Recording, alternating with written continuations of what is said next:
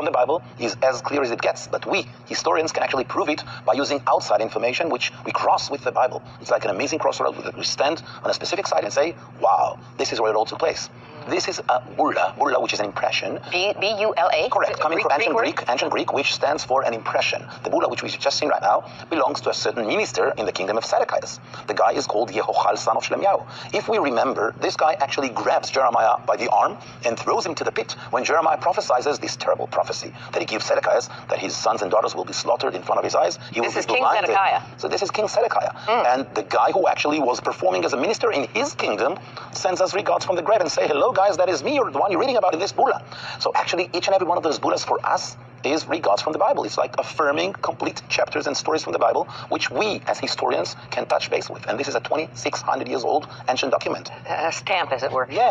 I was shocked. Maybe I shouldn't have been. Prior to these discoveries, bullas in particular, and other antiquities, even the existence of the town of Bethlehem was questioned. The existence of King David was challenged. Well, cynicism is all around us. And people looking at the Bible sometimes and says, well, someone had to put it up in order to justify their belonging to the country. But when you dig the country objectively, without looking at the Bible and things that go and affirms the Bible, comes out of the ground from stone that were not touched before us, this brings the question, why should we question to begin with? If I may share with you something amazing that I brought with me, you can lift it up, and you're holding right now in your hand something which is quite amazing. It's like this a is Roman emperor's the head. original minted coin made of silver from Tyre, the Phoenician city of Tyre. Why would we have this? Because the book of Exodus actually commands every Jew coming to the temple to bring the annual tax. You're holding right now in your hand, and which is okay. You can hold it in your hand. Is it all right? I should have asked. It's a Sometimes 2,000. you need No, gloves. it's okay. It's 2,000 years old? 2,000 years old coin, silver, minted in Tyre. Why Tyre? Because the Phoenicians were helping their Jewish friends, as there were no way for Jews to mint coins due to the time when they were submitted under the Romans. Now Jesus, when he comes to Jerusalem, we need to understand Jesus actually brings in his pocket this kind of coin, because this is the money you take from the money changers in the Temple Mount. The story is so remarkable. This is what is required for the temple? Because when Matthew tells us that Jesus got angry and furious with the money changers and he tosses away their tables, these are the tables. This is what we were finding next to the Western Wall. We see the evidence of the Bible exists anywhere from Tel Dan up north, which is the famous city of Dan, where the piece of pottery remembering King David says, all the way down to biblical Beersheba. Dan to Beersheba. Yes, the Bible of course. talks about. Of course, Dan to Beersheba is mentioned 7 times in the Bible as the borders of the inhabitation of the tribes. And if we may move to the other picture that I can show, the ancient pool of Siloam, this is during the beginning of the excavation. What we see right now is when it just started out. We need to remember the pool of Siloam, which is mentioned right after the inscription of Siloam, actually started with Hezekiah, but it became a lot more famous in the time of King Herod. We learn from Isaiah, if I remember correctly, Isaiah 8, he says the water of Siloam are flowing gently and slowly. You're actually looking right now at an amazing inscription in Hebraic, 6 rows of ancient Hebraic letters that are commemorating the enterprise that was done by Hezekiah's quarrymen that were digging Hezekiah's tunnel. Now, what year is that, Hezekiah? This is 705 BCE. 705 BCE, that's the great revolt against the Assyrian king who comes to try and conquer Jerusalem, eventually to be away, sent by Isaiah, the famous prophet. But we're looking at a playground, if I may call it that way, when he's... And Jesus performed a miracle here. Only 2 miracles were performed by Jesus within Jerusalem. You're looking right now at the place that was actually stepped by Jesus and his disciples, because this is the pool of Siloam. John 9:7 describes the miracle of the healing of the blind man by Jesus in the pool of Siloam. Can you imagine yourself? He sees that blind man in the upper part of the city. How could a blind man find the way down to the pool of Siloam unless it was a well-paved, known road? Why? Because that's the road leading from pilgrims all the way from pool of Siloam to the Temple Mount. It's like telling someone go to Fifth Avenue in New York. Everybody knows where it is. So this is how that blind person could tell how to go down to the pool of Siloam. This is one of the 2 miracles conducted in Jerusalem. The second one would be in the pools of Bethesda, which described in John 5:1-9. And they both had to do with an amazing story that David started out. If I remind you, 2 Samuel chapter 5, David is being blamed by the Jebusite king as "Thou shalt not come here until you remove the blind and the lame." Only if you read the ancient testament, which is the Bible, can you understand the New Testament. Jesus will conduct 2 miracles in Jerusalem, blind and lame. Rings a bell? Beautiful. It starts with David. 1 millennium passes from David to Jesus, and Jesus still addresses the same issue when he walks in Jerusalem. Remove the blind and the lame. Only this time, not with power, not with a war and rage. This time it's mercy and grace, because Jesus is all about mercy and grace. So he actually heals the blind and the lame, making Jerusalem what it is. Shalem. Let me say shalom to our viewers. Shalom and shalem derives from the ancient Hebrew word which is complete, whole. Complete or whole? Complete. Something which is complete. So shalom can only be attained and achieved when something is shalem. Hundreds of ancient discoveries verify its accuracy, and here's a list of 9 of those. Number one, the Pilot Inscription. In 1961, in an Italian-sponsored dig in Caesarea, archaeologists uncovered a stone that had a Latin inscription on it that said Pontius Pilatus, prefect of Judea. That Pilate is mentioned in the gospel accounts on several occasions. You read in John 19:29, Pilate then went out to them and said, "What accusation do you bring against this man?" The find verifying the New Testament statement that Pilate was the prefect of Judea. Discovery number two, Hezekiah's tunnel. In 2 Chronicles 32:30, we read a statement that says, this same Hezekiah also stopped the water outlet of Upper Gihon and brought the water by tunnel to the west side of the city of David. You would think that if a king had dug a tunnel under Jerusalem, we would be able to find it, and that's exactly what we find. A huge tunnel that matches perfectly the biblical description of Hezekiah's tunnel. Discovery number three, the Taylor Prism. In 1830, a man by the name of Robert Taylor uncovered a 15-inch tall clay cylinder. There are 500 lines of written text on this clay cylinder, and it was put there by a man named Sennacherib. Well, Sennacherib was a king of Assyria that you read about in the Bible. On the clay cylinder, here's what Sennacherib said. As to Hezekiah the Jew, he didn't submit to my yoke. I laid siege to 46 of his strong cities, walled forts, and to the countless small villages in their vicinity, and conquered them by means of well-stamped earth ramps and battering rams. It's interesting when you compare Sennacherib's statement of what he did with the biblical statement of what he did. In 2 Chronicles 32:1, we read, Sennacherib, king of Assyria, came and entered Judah. He encamped against the fortified cities, exactly like Sennacherib says he did. Discovery number four, the David Inscription. For many years, people said that David was a figment of the Israelite imagination because no archaeological finds had been discovered that verified his existence. And yet, in 1993, in Tel Dan, there was a man who was working named Abraham Byron who discovered a stone, and on that stone was the inscription of an Israelite king from the house of David. The Bible uses that very designation in 1 Kings 12, verse 19. The David inscription validated the biblical text. Number five, the Moabite stone. Found in 1868, it's a black basalt stone that measures about 3.5 feet high, 2 feet wide. On that stone, Mesha, the king of Moab, cut lines of text in about 850 BC. Mesha mentions that Omri was the king of Israel who had oppressed Moab, but then Mesha says he saw his desire upon Omri's son and upon his house. The Mesha stone cites Omri as the king of Israel, just as 1 Kings 16, 21 through 28 indicates. Furthermore, it mentions Omri's son, Ahab, in close connection with the Moabites, just as 2 Kings 3, 4 through 6 does. In addition, both the Still and 2 Kings 3, 4 through 6 list Mesha as the king of Moab, and it further names the Israelite tribe of Gad, another validation of the biblical accuracy. Number six, the Nazareth house. In 2008, a skeptic named Rene Son wrote a book that he claimed destroyed Christianity once for all. He said that Jesus could not have existed because there was no town of Nazareth in the first century. In 2009, an archaeological discovery was announced that they had found a small house in Nazareth that dated to the first century. The house was only about 900 feet square total, but it was large enough to provide evidence of the Bible's accuracy. Number seven, the Cyrus cylinder.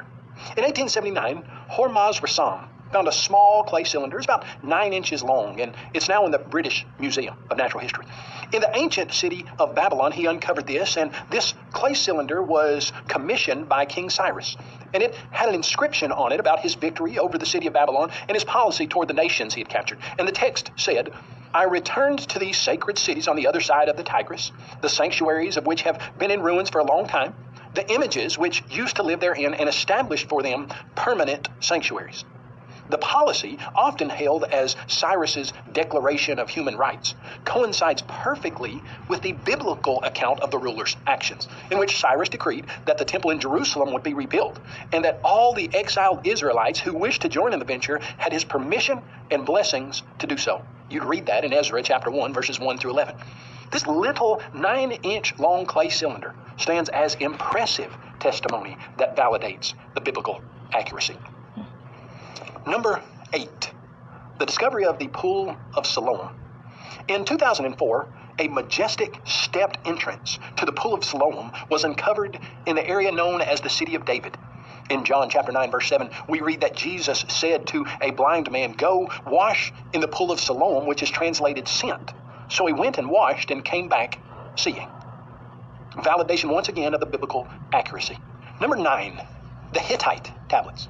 For many years, people made fun of the biblical text and said it mentioned people and places that never did exist. One of those groups was the nation of the Hittites.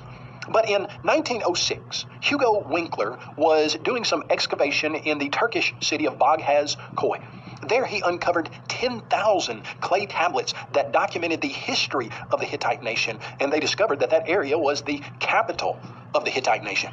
In Joshua chapter 11, we read about the Canaanites in the east and the west, and the Amorite and the Hittite. In 1906, Hugo Winkler discovered the Hittite nation that the Bible had mentioned some 3,000 years before. The Bible is the most historically accurate book ever penned. The stock market crashed in 1929, the Great Depression hit, and many people did just about anything they could imagine to earn money. Several local residents, like Jim Riles and his wife, took up the side occupation of chiseling dinosaur tracks out of the riverbed and selling them to tourists.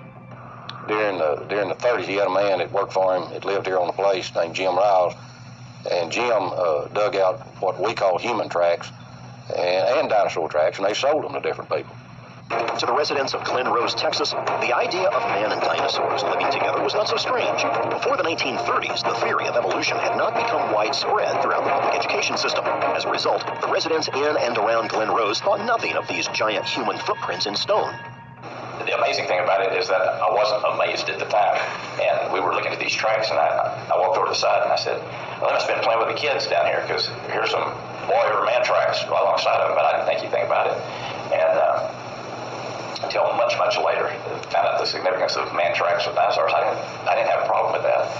And until I started learning some of the things they were teaching in school, man came along a long time after the dinosaurs, supposedly. A very clear and pristine human track was extracted by Riles and then sold to a Dr. Cook in Cleburne, Texas. Well, I guess that was in the 30s, or it might have been in the 40s. He dug out a real good one that he sold to he was a doctor, an MD over in Cleburne in Johnston County, and it was perfect. I never seen the actual track. My dad and my granddad did, but I seen pictures of it. But it had just perfect 5 toes, arch in the foot, heel just like that we have today if we was to step in mud, and then the mud would harden, so I mean, it was perfect. Thousands of people claim to have seen this track, which was on display on the wall of the Cook Medical Clinic. Unfortunately, upon Dr. Cook's death, it is believed by his son that the track was stolen and is still missing to this day. In the late 1930s, early fossil hunter Roland T. Bird came to Glen Rose looking for fossils and dinosaur tracks. His initial interest in Glen Rose was sparked by a set of fossilized human footprints he saw on display in a small Arizona trading post. Bird was quoted as saying this in Natural History magazine, quote, "Yes, they apparently are real enough. Real as the rock could be. The strangest things of their kind I have ever seen. On the surface of each was displayed the near likeness of a human foot, perfect in every detail, but each imprint was 15 inches long." Roland T. Bird actually etched his name in paleontological history by coming to Glen Rose and directing the excavation of a series of dinosaur footprints in the Biloxi Basin near the area that is now the state park.